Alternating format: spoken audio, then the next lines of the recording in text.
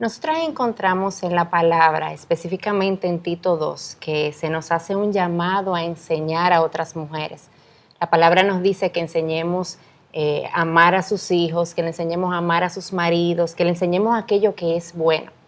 Pero pensando en esta enseñanza a nivel de la iglesia, aquellas mujeres que ejercen esta enseñanza quizás desde el púlpito a otras mujeres, ¿podemos decir que ellas están ejerciendo una función pastoral? ¿Cuál es esa diferencia entre enseñar a otras mujeres y ejercer una función de pastorado? Charvela, ¿qué tú pudieras decirnos sobre eso? Bueno, lo primero es aclarar que la palabra de Dios no nos da permiso a las mujeres para ejercer el rol de pastor o de pastora en este caso. Entonces, tenemos que tener claro que toda la escritura en primera de Timoteo, en Tito 3, en primera de Pedro, habla extensamente del rol del pastor, y habla de ese rol apuntando hacia la figura de un hombre.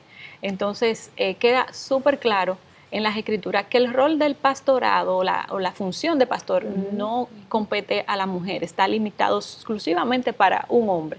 Y Pablo nuevamente lo afirma cuando le escribe a Timoteo y le dice: no permito que la mujer enseñe ni ejerce autoridad sobre ningún hombre, haciendo énfasis en que esa autoridad de la enseñanza y esa enseñanza autoritativa más bien es exclusiva del hombre. Entonces la mujer no tiene ese permiso bíblico. Pero claro, como tú dices, sí hay un ministerio, hay espacio para el ministerio de la mujer. Tito 2, Pablo le dice y exhorta a Tito a que le diga a las ancianas de la iglesia que le enseñen a las más jóvenes. Entonces sí hay oportunidad, sí hay espacio para que la mujer enseñe, pero no para que ejerza la función de pastorado. Claro.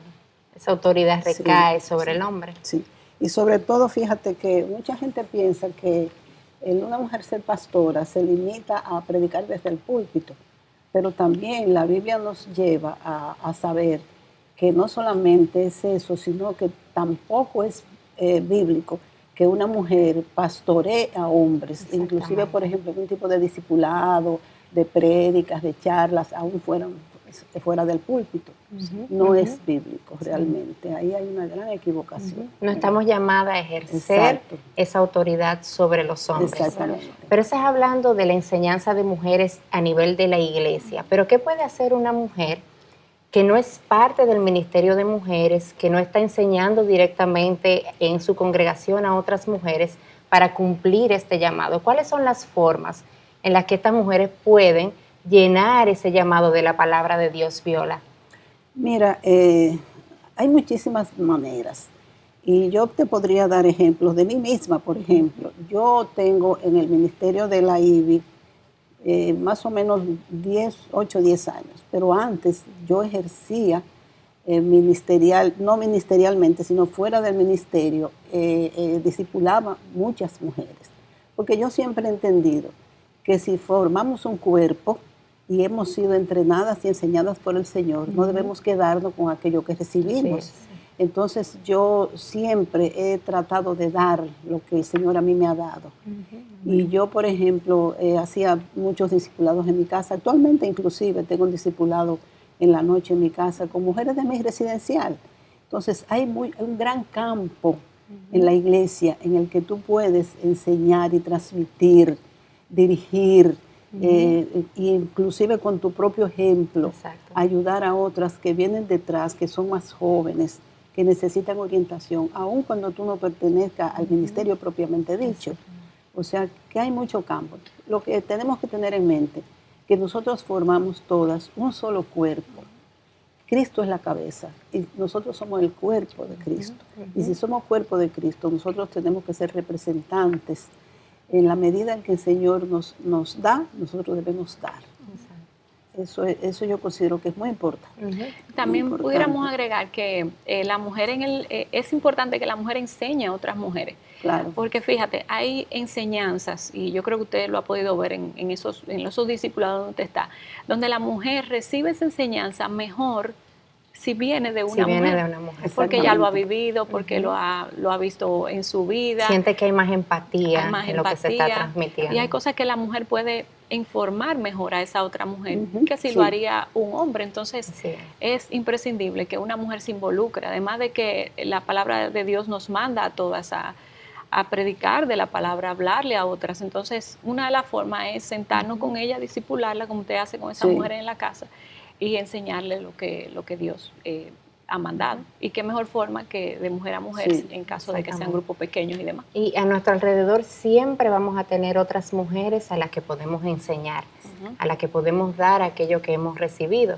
Amén. Y tener la oportunidad de enseñar a otras, la verdad que es una gran bendición, es un privilegio. Pero asimismo, como tiene grandes bendiciones, tiene grandes retos, el nivel de enseñanza entre generaciones, o sea, mujeres quizás de mayor edad aprendiendo de mujeres más jóvenes. Entonces, ¿cuáles ustedes pudieran decirme cada una?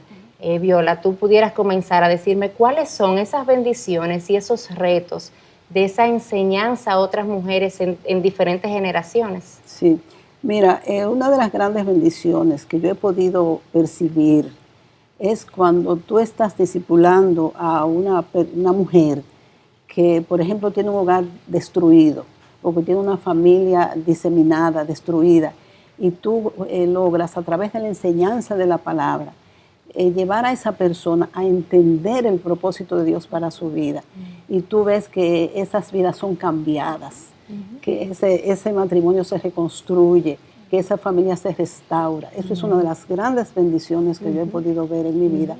Y la palabra de Dios lo puede todo. Amén. A veces uno cree, por ejemplo, yo que ya tengo bastante añitos, a veces yo pienso que la brecha generacional, o mucha gente podría pensar que la brecha generacional no me ayuda, pero al contrario, yo he podido ver que sí, que yo puedo ser no se improvisa la experiencia, las vivencias. Las vivencias no se improvisan.